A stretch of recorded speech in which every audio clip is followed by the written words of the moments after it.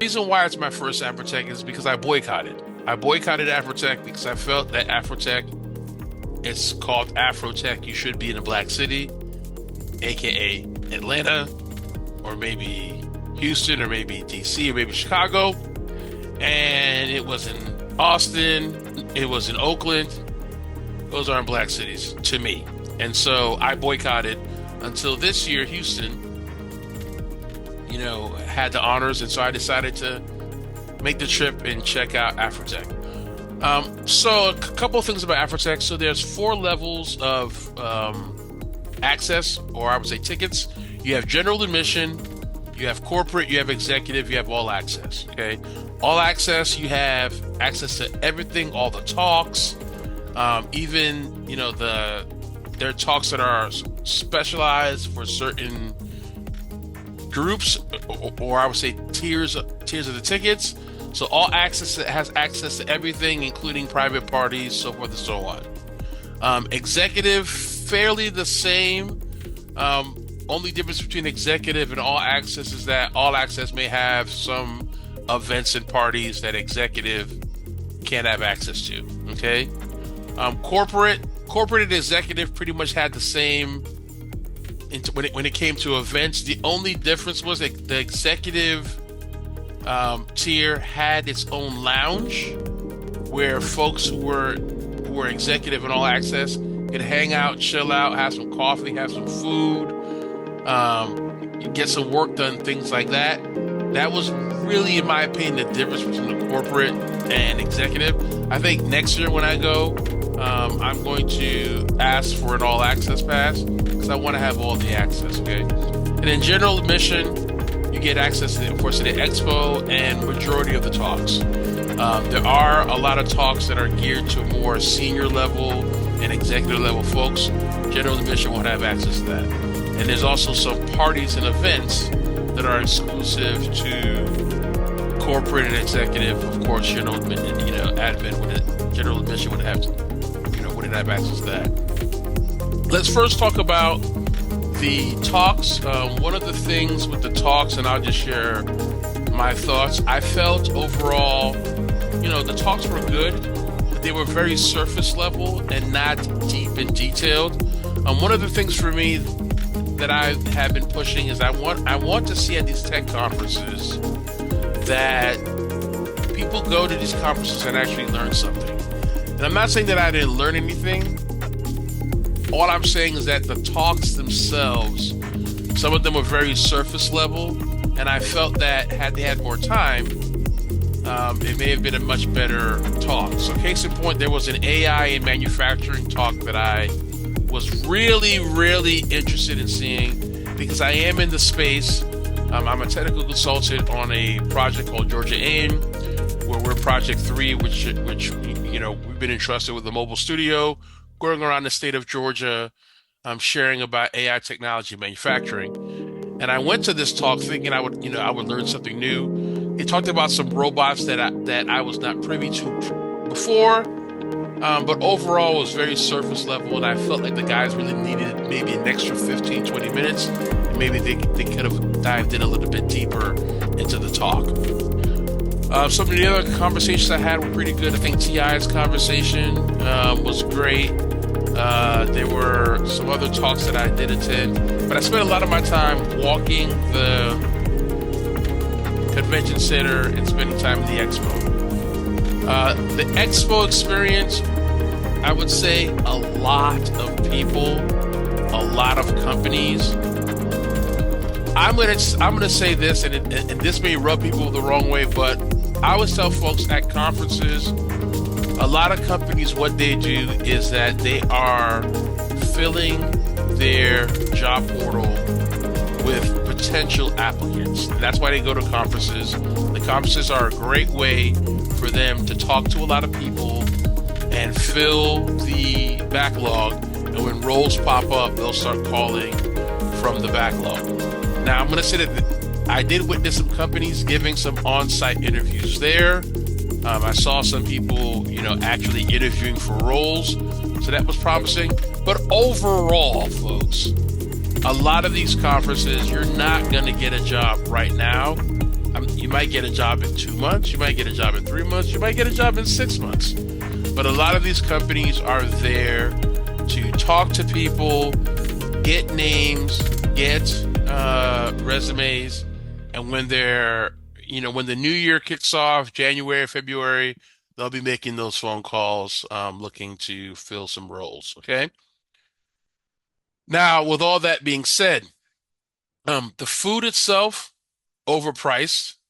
So a lot of the vendors were charging ridiculous prices on the food. Case in point, there was a spot inside the expo that was charging $10 a slice for pizza for literally a thin slice pizza. Now, granted, it was decent size, but I was like, man, really $10? Chick-fil-A charging almost $10 for a Chick-fil-A sandwich. So, that was, of course, outrageous. The food trucks outside, pricing was high. That's why I spent, my time eating at the restaurants because mainly the restaurants, their pricing is the same every single day. They don't do what I call inflation pricing on their food when there's a conference. Another thing, so one thing that I think Afrotech can do better next year is when they sort of set what I call the perimeter. So usually big conferences that have thousands and thousands of people, they try to get a block of hotels to block off a certain amount of rooms. What I would like to see in the future, because I'm telling you, the Uber pricing was absolutely ridiculous. I think I spent in the 4 days I was there in Houston, I spent close to well over $300 in just Uber rides back and forth from my hotel to the actual conference.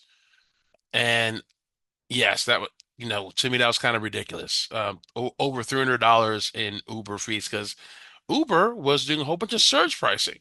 Surge pricing, surge pricing, surge pricing. It was annoying.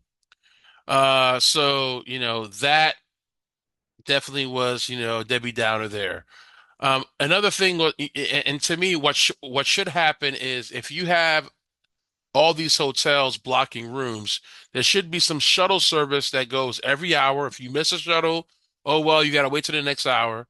But there should be a shuttle service that just goes around the hotels and drops the people off at the convention center.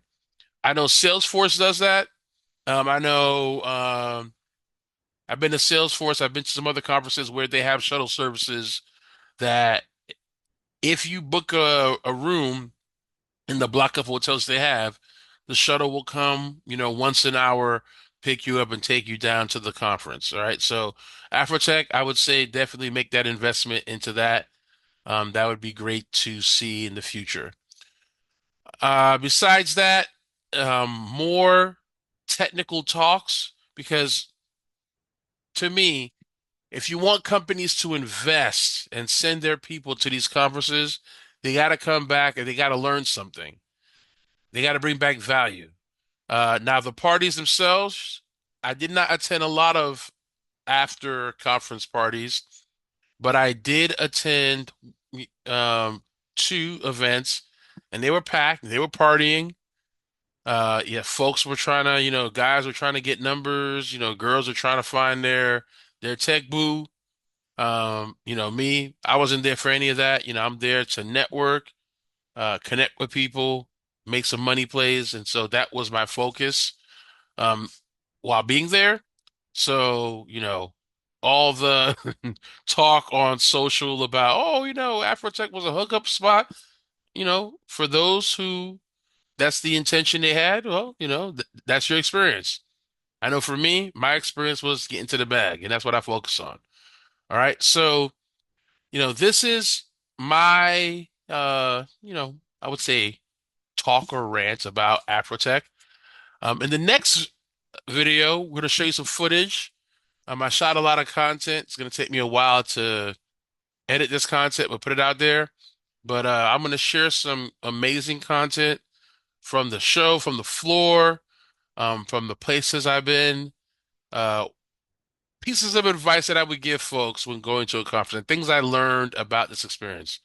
Number one, to me next year, what I will do differently is I will stay an extra day and come in the day before.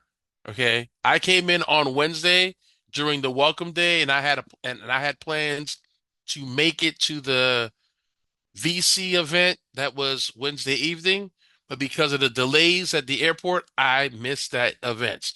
Okay. So I would say next time, get there a day early, hang out an extra day because there were parties and events that I wanted to attend, but I had to fly back on Saturday. Okay. So I didn't get a chance to fully take advantage of those things. Okay. I'm so sorry.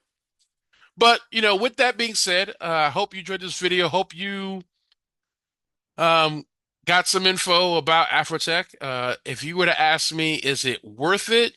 I would say it's worth it based on what you want. If you're there, if you want a conference where you can do some really good networking, meet some dope people, make some good connections, Afrotech is definitely the conference for you. If you are a travel nurse, an exotic dancer, or and you're looking for your tech bay, do you think is Afrotech someplace for you to spend your money and get a ticket to? Yes, you're going to find a lot of very successful young black men in tech who are there. Now granted, a lot of them may be students, but there are a lot of men who are established, well in their careers, who go to Afrotech. If you're someone who's looking to share the love of the Lord and think about, and you want to think that Afrotech is a conference, Afrotech is not the conference for you. Okay, Afrotech is a tech conference. It's a networking conference. It's not a biblical conference. The conference for you is the Women Thou Art Loose conference or any of the other Christian conferences that are available. Okay, so again, Afrotech was great, had a great time. If you went to Afrotech, please share your thoughts in the comments below. I hope you had, for those who went, hope you had a great time. For those who didn't, just wait for the video. Just wait for my point of view video from the conference. You'll be able to live the conference experience through me. Okay? I love you guys. Please like, share, subscribe. This is Jonylovestech. See you on the other side. Peace.